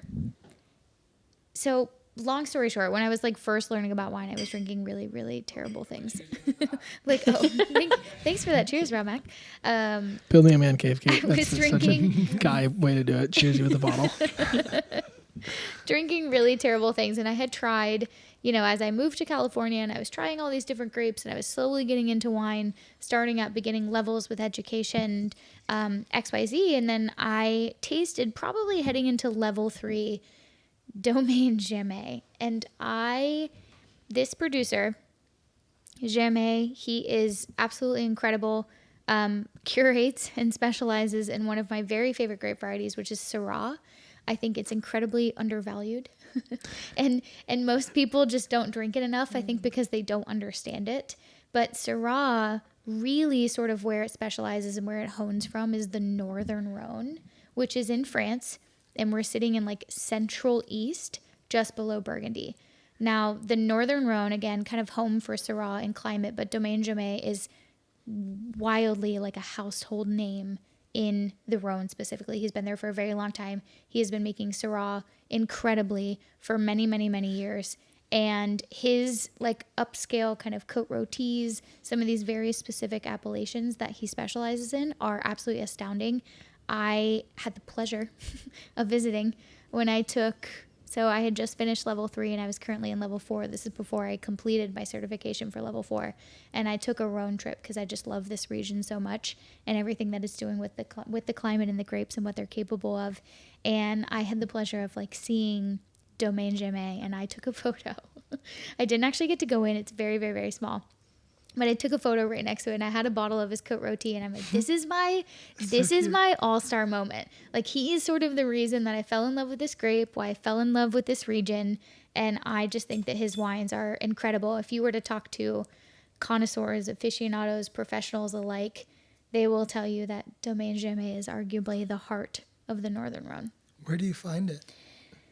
It's not going to be Argo. cheap. It's not going to be cheap. Well, Argo. No, I don't even What's think... the price on this something isn't like That was even... the right answer, Kate. I don't even think we can get this on Argo, but that is a great answer. What's the price on this bottle? This specifically, and I will tell you, is a declassified version of what his Côte Rôtie is. But if you were to find some of his single vineyard Côte Rôties, they're probably in the upper 600 to thousands. Yikes. So, Robbie, when you said you were going to reimburse me for wine, Whoa. you good? I was like, hey, girls, by the way, I've got you on the wine. I'll reimburse you. Just Yo, kidding. Venmo. I'm just kidding. No, I will Not say Venmoing her. this is sort of kind of his, I'll actually tell you about this story because to go back, and I never want to hate on High Time. I actually have to give them a quick shout out. Their French wine buyer, specifically Gary Faust, I'm a huge fan of. I think he's incredible. And he was a huge help to me whenever I was finishing level 4 because so much of what we do for our certification and our exams is blind tasting. Mm-hmm. And so I would literally say, hey, Gary, like I've got this blind tasting our Wines of the World exam coming up. Can you curate 3 cases for me of XYZ? Like give him a list of what's testable. And he would do that. And he's just awesome. So I'm a big fan of them. But Domaine Jamais is such a small producer, just very kind of very culty, very sort of prestigious. Any of his Côte Rôties are going to be hard to find, but High Time probably has some of them. And I was in there, this was maybe like 2 months ago, and Gary had a small stash of wines hidden away, like tucked in a cubby. And I was like, I'm gonna peek in there because I bet you've got some good single models in there that you're hiding from everyone, that you're not saying anything. And I found this guy and another one from him that was sort of like an entry level. So this is his Côte de Rhone. It's going to be forward on Syrah, which is again my favorite grape, but maybe just a little bit blended in and essentially just declassified Côte Rôtie. It's so affordable. This is still though his Côte de Rhone entry level is probably like 60. Entry level. Okay. What is declassified? Are you ready for? Oh yeah, actually, go ahead. What Was like we're talking CIA here. Like sort of. When I say Côte Rôtie, I'm talking about a very specified appellation within the Rhone Valley that follows under wine law. So when we look at like appellations and their wine law, it's got to be this grape, has to be X percentage of this grape, has to be X yield, has to be made in this way type of thing. Very, very specific, especially in France. And so declassified is just kind of taking that grape, but maybe he sourced Syrah also from the Southern Rhone somewhere. Maybe he took grapes just to compile into this sort of blend from another vineyard and then couldn't call it Côte Rôtie because it wasn't all from Côte Rôtie. I have a baseball reference. Okay, I love that. Please say It's it. like a wood bat that's a blem. It's not quite the full deal. Well done. Okay, ready for fun? Yeah.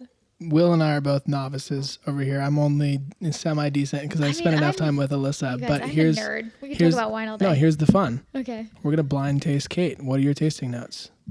Oh, it just put me on the spot. Well, besides the velvety finish, Love that. Mine is grapes. Is my answer. I was like, it tastes like It is grapes. $600 grapes. I feel like I gave away some terms earlier today. No, you didn't. You didn't say any tasting didn't? notes. You said declassified. Will said, "We talking CIA?" you know, Kate, stick with your dark fruits. I was gonna say the dark Yeah. fruits. I definitely get like blackberry, cherry. Yes. I get a little bit of like Is tobacco a Yes. possibility? Yeah. A little bit of caramel. Great. Will's ASMR, that sound effect out of your mouth over there just needs to relax. No, it's part Well, I of think the. it's You're brilliant. asking us. Okay, let me see it. Let me hear it. I got the swivel. We were Guy's talking gonna be about this earlier as dialed. we sipped. I love that. I think with Syrah too, you can, so blackberry, right? Cherry, all the things we talked about. Plum, you could throw in there too. Definitely. A little bit of sort of grilled. One thing about Syrah often or commonly is that it's quite savory or even a little bit animal. So when I first opened this and I tasted it, I was like, whoa, it's got quite a bit of that sort of meaty character. It's almost like cured meat, which had settled down now that we've had it open. Yeah, you opened it and had it open for an hour. For sure. But usually a little bit animal, kind of meaty, kind of savory, and then spicy. It's got peppery characteristics. It's But- just such a lovely grape. Velvety was the first one that I It's thought. so It's smooth. just so smooth. That's just Jimmy. He's such a good producer. Really good. Shout out Jimmy. So that's So one of my question, favorite what wines. does Côte de Rhône mean? What's Côte? Côte de Rhône is also an appellation. Okay. So how Côte Rôtie is, how I was saying that's designated. Côte de Rhône is just a bigger appellation. So it sort of encompasses more area, more vineyard land. So it's not Then talking Côte about the Rôtie. varietal. It is specific to the varietal. Côte de Rhône, you're often going to find predominantly actually Grenache, and then Syrah, and then usually Mourvedre. Very few, because then we're almost just looking at the region as a whole, as the Rhône Valley, and those are really the predominant grapes outside of some other white grapes. But as reds, Syrah, Grenache, Mourvedre.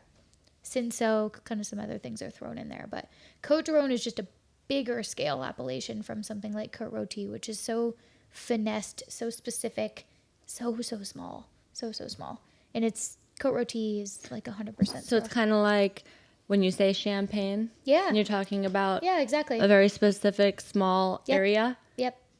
And specific But if grapes you use that those they use. and those specific grapes, but if you use those same grapes in where else do they make it in California? Well, Pinot Noir and Chardonnay and Pinot Meunier. So Pinot Noir and Chardonnay, obviously in California, like Sonoma Coast specifically, but very different, not in sparkling. Yeah, but I was talking about like if you are making basically a champagne, but somewhere out of Champagne region, You just can't call it champagne. You just can't call it that. Yeah, no. We have friends that are making a tequila in California, and it's insane. They just can't call it tequila. You can't call it tequila. So it's going to be a new. yeah. What are they gonna call it? I forget what the name is, but Ooh, I'm curious about that. it's our buddy from the Grove this summer. Forget what they're calling it. Well, But so why when we took those vines, the priest that you're Like talking about, rootstocks? Rootstocks, yeah. and took brought the it over here. vines and brought the Cabernet to California and grew them here. Why were we still calling them? Like, why wasn't it a different name? It's different in the sense because you're just looking at the genus of the vine. Like the genus of the genetic makeup of Chardonnay, we can grow in a lot of different places. But it's really all going to vary on climate, soil, winemaking style. And Champagne, just like Chablis, the Rhône, Northern Rhône, Côte Rôtie, Burgundy, Bordeaux, all these places that are so specific to where they sit in the world and their soil that we're not looking at the grape anymore. We're kind of looking at all of the other aspects plus winemaking. And it's almost take like a trademark, right? When we trademark a term and we say, hey, Wilbo is our name as a company, but there's another athleisure brand or whatever, clothing brand out there that wants to do something similar, they can't call it Wilbo because it's trademarked. Right. Think of Champagne as almost like trademarked. And it's because of all their specifics and how they make their wine that makes them champagne. And Côte Rôtie is like that too. Côte Rôtie is like that too. Yeah, it's its own designated appellation, which is one of my favorites. It's very good. sounds like I it. love to see the whisper. It's so good. Well, So good. I have a question, and I'm going to go back a little because I remember the day that you passed or were certified level 4, and I was super excited, but full Love you for transparency, I didn't know really what that meant. And then Robbie, in kind of the buildup of this episode, was kind of describing it to me, and he put it into terms that, and correct me if these numbers are off, but you're on pace to be a master. Correct. And there are only 414 total masters in the world. Correct. So we're sitting with royalty right now, or Pretty much. potential I mean, royalty. I'm not there yet. I will say I think current stats on certified level 4, which is essentially the last step that we can enter into master. And even for master, I have to be sponsored. I'm very lucky to have a master sommelier who I've studied under, who operates right out of Argo headquarters, which is incredible. So he will sponsor me as soon as I'm ready to enter into the program. But I think stats on certification level 4 is 13,000. That's globally. It's still So wild. that's like crazy. 0.00000 13,000 is like 1% out of 7.8 billion people. But miniature. the one thing I want to say that is, I think wine is just so daunting. So it's, the statistics are very small, but it's not that people can't achieve it. It's just a very daunting subject. It's just like anybody else that specializes in something. Like I couldn't do what Kate does. No way. Or what you're interested in, or what you guys do, even with Wilbo. It's everybody sort of has their own specialties, but it's exciting. Can you walk me through that test? What do we call it? It's insane. So Yeah. you get a bunch of wines laid out, and it's a blind testing. Can you walk me through that whole day? My last day was really difficult. So level 4, this is diploma WSET, by the way. Level 4 diploma is 6 exams in whole. So it took me 3 years. You have to complete it in 3 years. I think I did it in 2.5, maybe 2. You can take them at certain times. It just depends on when they're offered. 3 out of the 6 exams are blind tasting. And so when we get to the final, which is the biggie, kind of what you're talking about, Will, the very last one that I took, which is Wines of the World, anything goes. Anything goes. So Shiraz from Australia, Lambrusco, it's Nebbiolo, Sangiovese. Think of any possible grape to me that is testable. I think I had a Rueda, right, which is from Spain. Verdeos, Albariños. They have specific grape varieties. They have a country. They have a region, and then you sort of have like a free for all. And you blind taste 12 wines, and it's separated into 2 days. So one day is entirely theory and essay based, and then the second day is split up into 6 blind wines in the morning and 6 blind wines in the afternoon. And you have to pass both. I mean, the last exam is the biggest by far, but there's a lot of practice. A lot of wine drinking, which is great. Is deciphering country as hard as it sounds?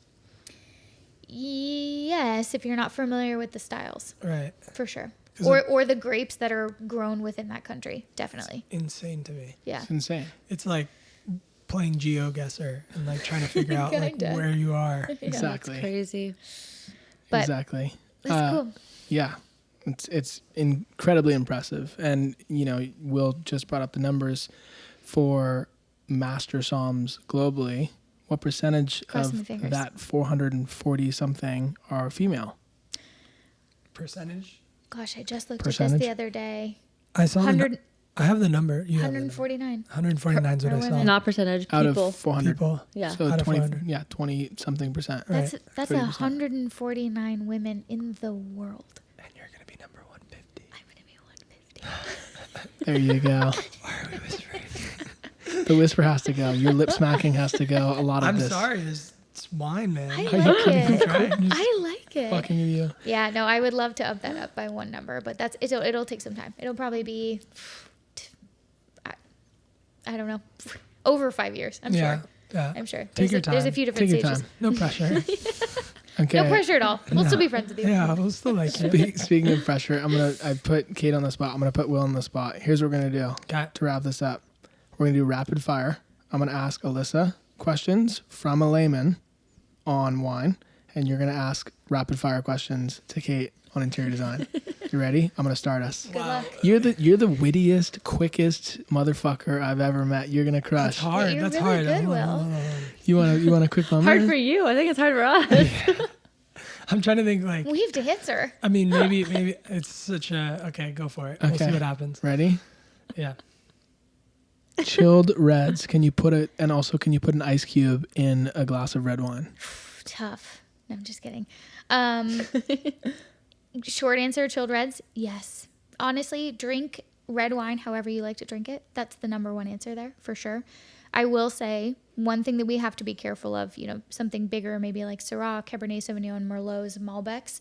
when they're higher in tannin component, if we were to put a strong chill on them, like refrigerator temperature, it can make the wine just feel muted and almost incomplete. It'll take away from the tannin aspect, even though the fruit might be pronounced. So those bigger wines, I tend to say, if you're going to chill it, fine. Just maybe pull it out of the refrigerator like 30, 40 minutes prior to serving. You want to get it a little bit more down to room temp. But Pinot Noirs, Gamay, some of our lighter red grapes, go for it. Chill it. Yeah, Lambrusco, love that. Cool. It's, chill it. I don't think there's anything wrong with that, especially with the lighter reds, that it's not going to change much of the composition. Ice.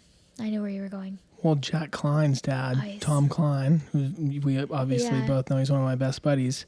His dad has Rodney Strong. Yep. And his dad religiously puts a ice cube in his wine. He says that it helps him taste it better.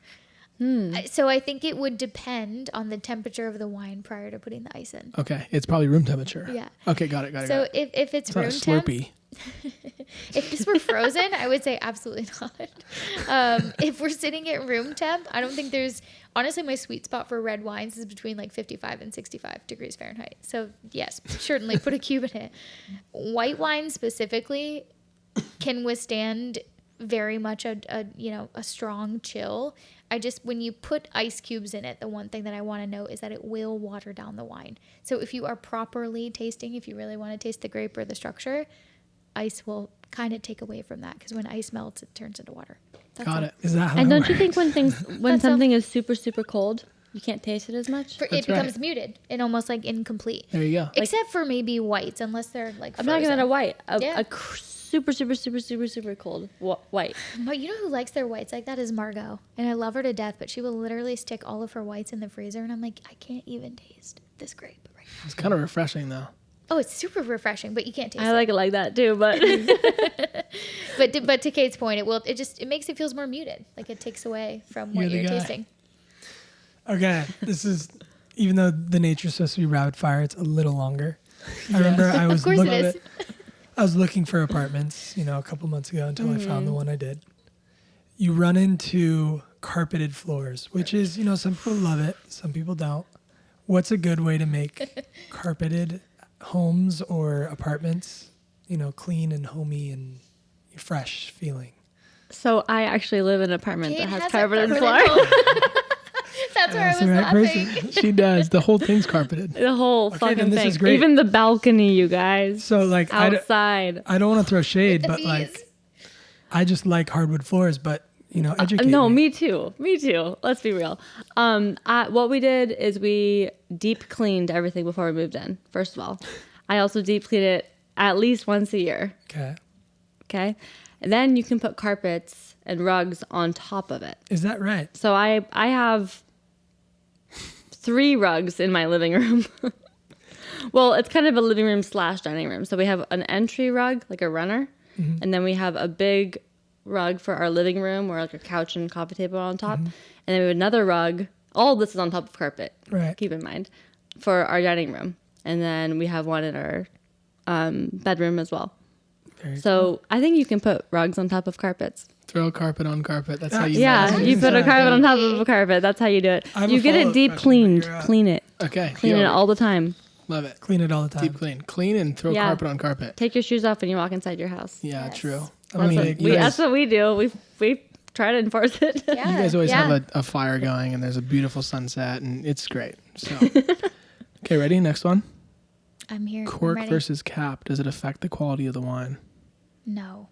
It doesn't. No. So that's another wine myth. I know. Isn't that crazy?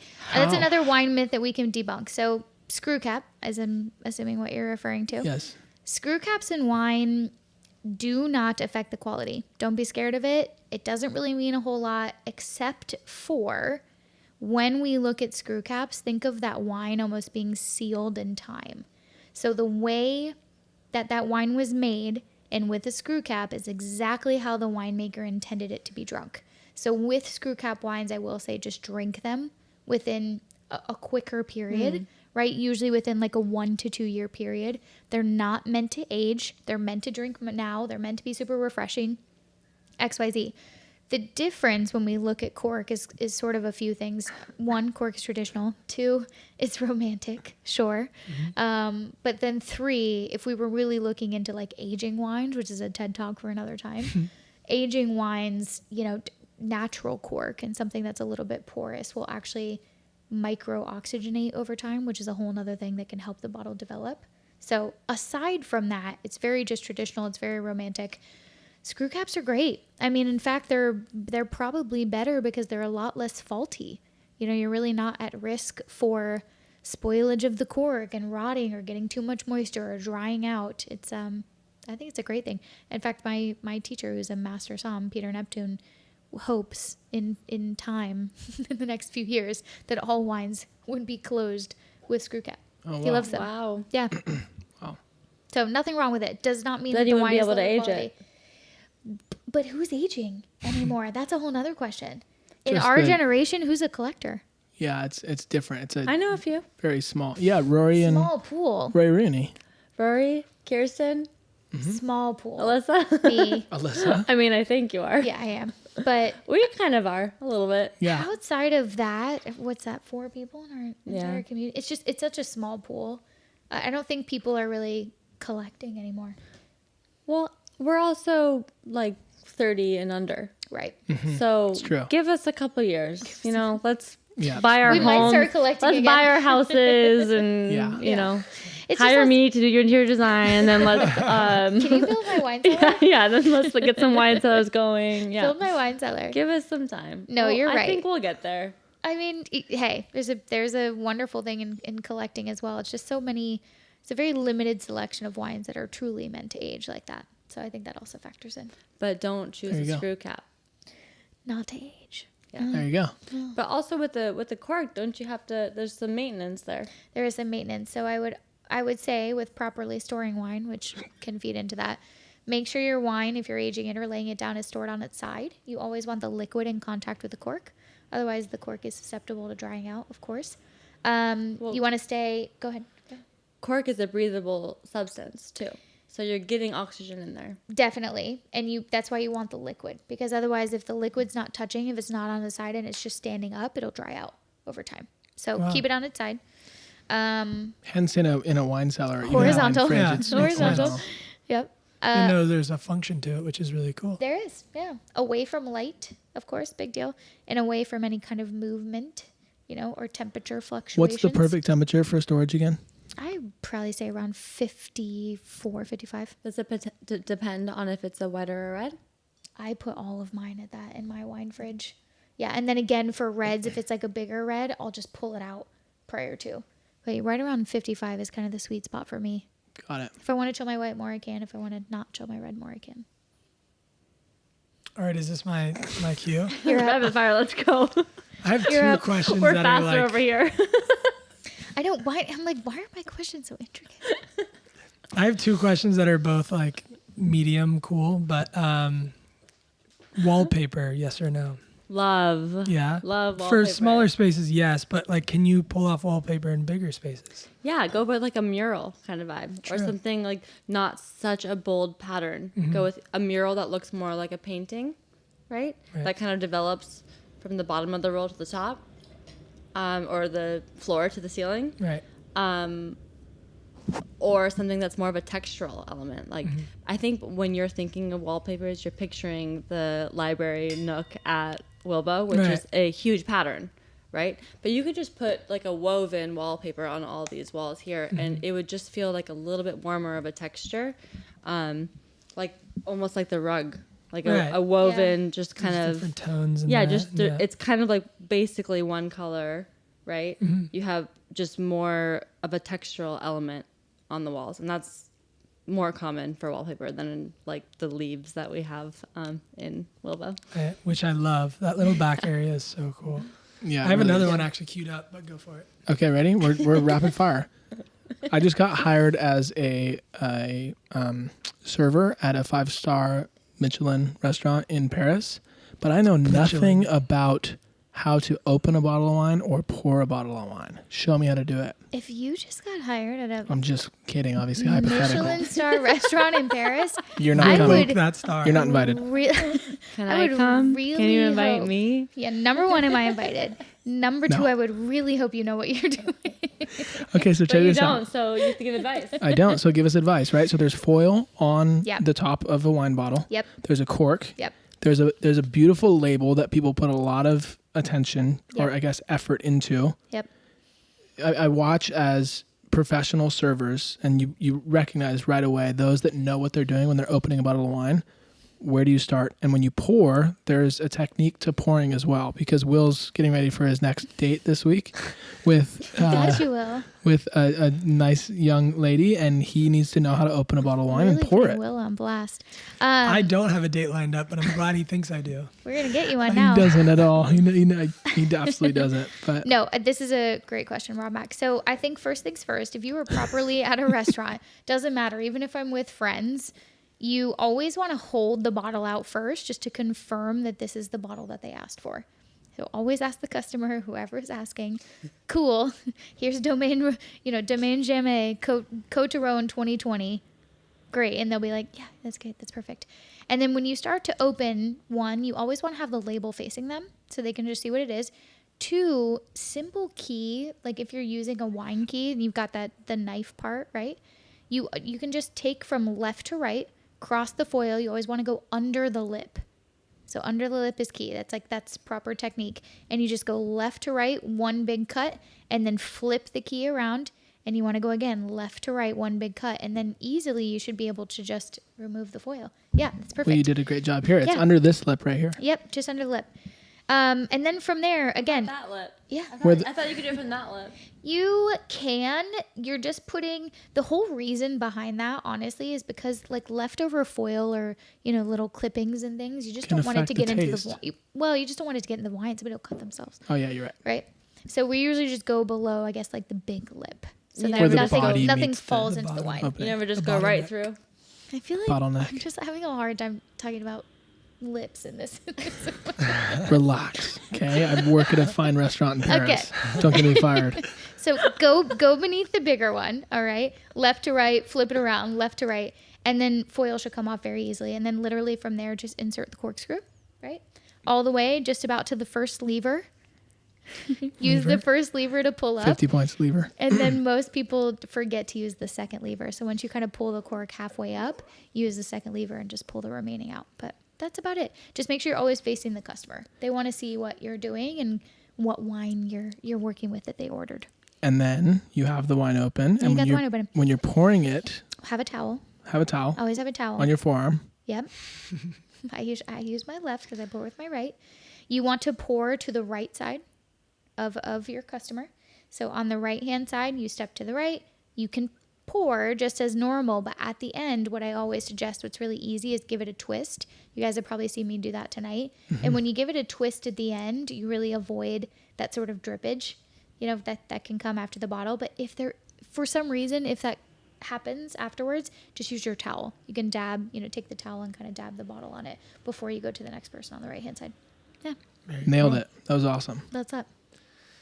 It reminds me of the restaurant in Ratatouille. Anyone can cook. Anyone can cook. Ratatouille is so good.